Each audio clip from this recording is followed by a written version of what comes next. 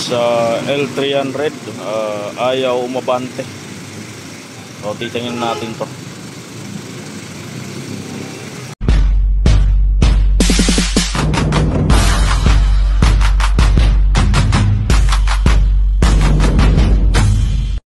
Guys, start natin. Yan. So ito talagang wala talagang hatak.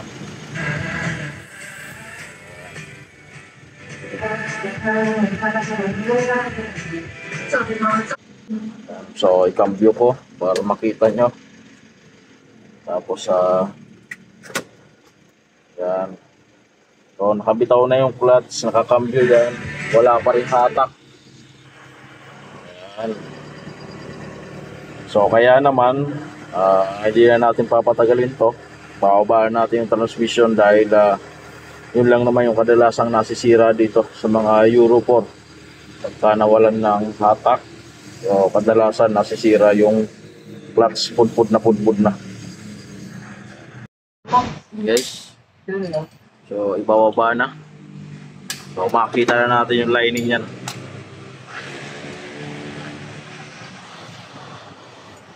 Papalitan naman gear oil, di ba? Hindi. Bago yan.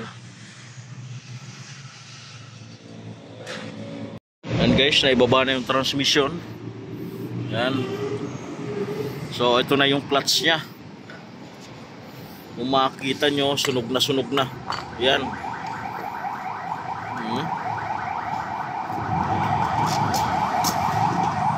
Yan. O talagang hindi na talaga papaandarin nito itong buong sakyan kung talagang ganito na yung nangyari. Sunog na siya. Tapos itong bearing pilot papalitan rin to. Yan, mag-aralgal na. Itong pressure plate, so kasama to guys sa papalitan natin. So original yung papalit natin. So yung mga malalalim na rin to. Yan. So ito yung clutch component. So yung flywheel nasa machine shop na. So ipapa-replace natin yon dahil nasunog na rin yon. So kailangan pantay para mas maganda yung kapit ng clutch. So ito kasama sa papalitan. Yan. So nandito na yung asbestos. Yan. So ito oil seal, magpapalitan tayo nito. Yan guys, nandito na yung mga pamalit natin. Yan. So original. Ito Japan, NTN. Yan. So ikakabit na muna natin to.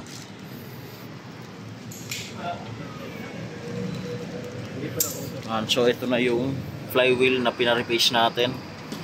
So pantay na yan.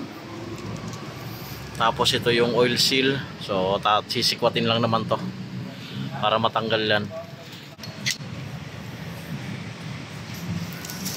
So sinisikwat lang naman yan. Ito na. Yan guys, so kailangan merong grasa yan para madulas.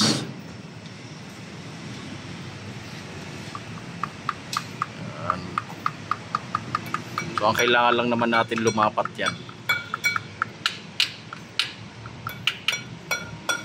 So lumapat yan dito. Okay na yan.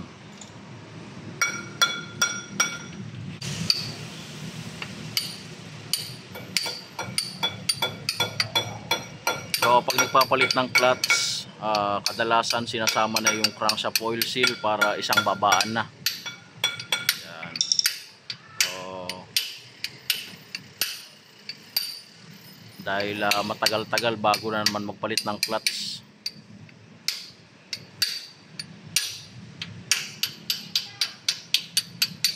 Yan. Okay na. So ikakabit na lang yung flywheel. So yan na yung pilot bearing. Yan. Outer na kills.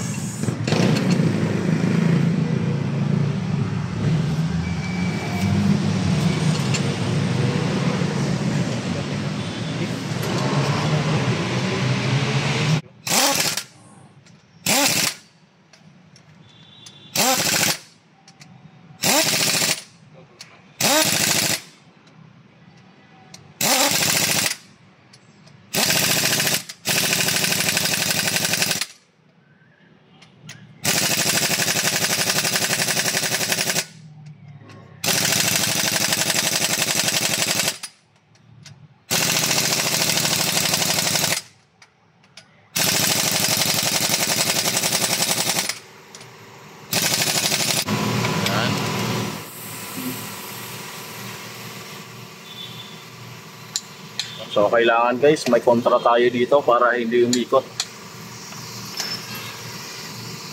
Yan, so 80 yung torque, pwede na, okay na. Yan na yung release bearing. So kailangan merong grasa yan sa pagitan.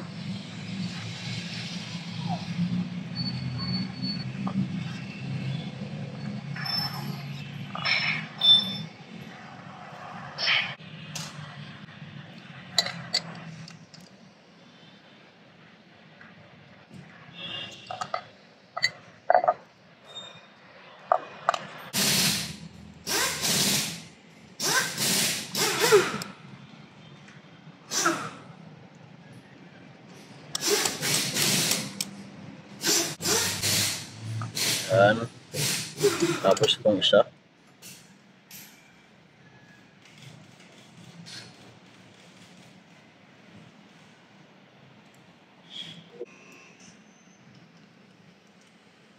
So kailangan pumasok yan dun sa butas para hindi siya bumitaw. Kailangan nakasagad yan.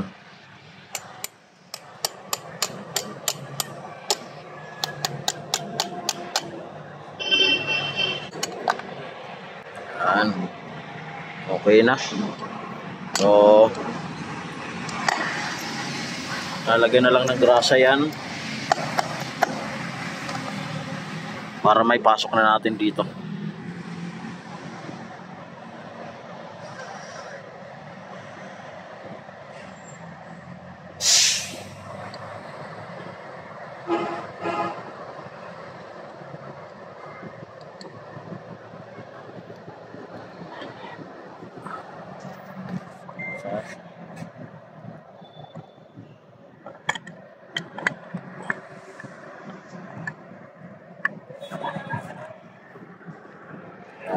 O ganyan guys, ibababa tapos gaganyan.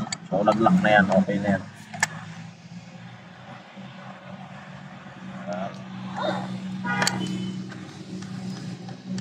Okay na yan. So dito na yung clutch disc. So yung malapad guys dito, so, yung nakaumbok na dito yan, harap doon sa transmission. So yung manipis dito yan, harap dito. So wala nang sentro-sentro pa yan. So silip-silip lang yan. So pagka nasilip na, okay na yan.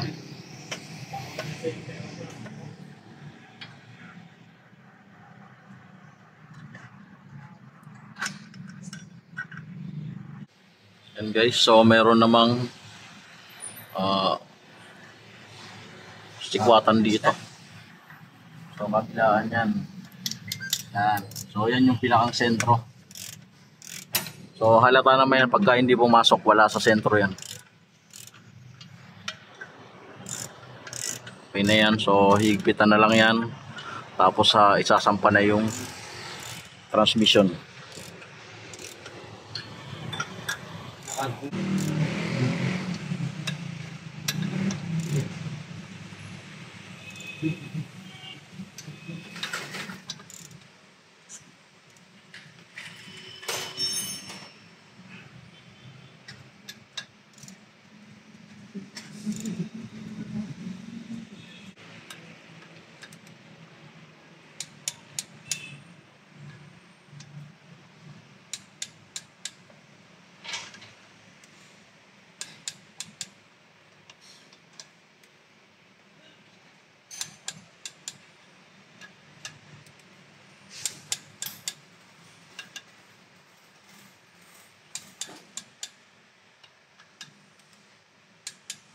Yan, okay na.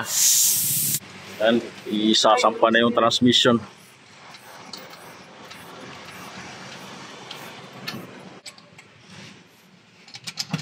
Yun. So, saktong-sakto. Sino nagsentro nun? Malupit ka talaga. So, kukumplituhin na lang yan. Tapos susubukan natin kung tatakbo na ba tong sasakyan na to. Guys, nabuo na. So, naikabit na to. Nakabit na rin to. Yan. Ito, okay na. So, subukan na natin to. Yan guys, subukan na natin.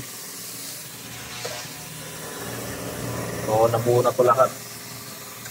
Subukan na natin. Yan. So, kanina walang reverse. Ayaw umatras. Yun. Bante. Okay na. Pumapasok na. Subukan natin patakbuhin na.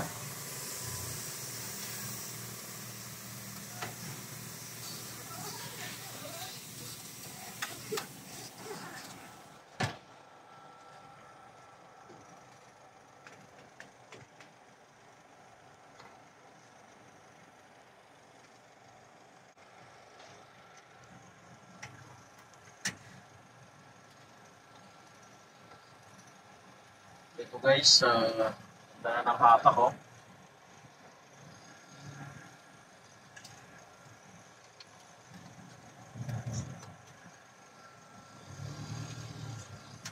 So, clutch lang talaga yung pinakang problema nito. Yan.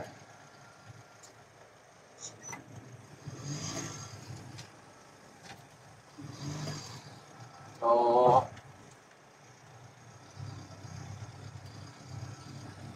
mabilis mapudpud yung clutch ito pagka matigat yung karga, tapos tinitresera nyo pa.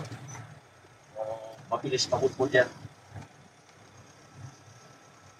Kailangan babaan nyo yung gear para hindi ka agad nagsunog yung clutch. Kanina wala talagang hatak.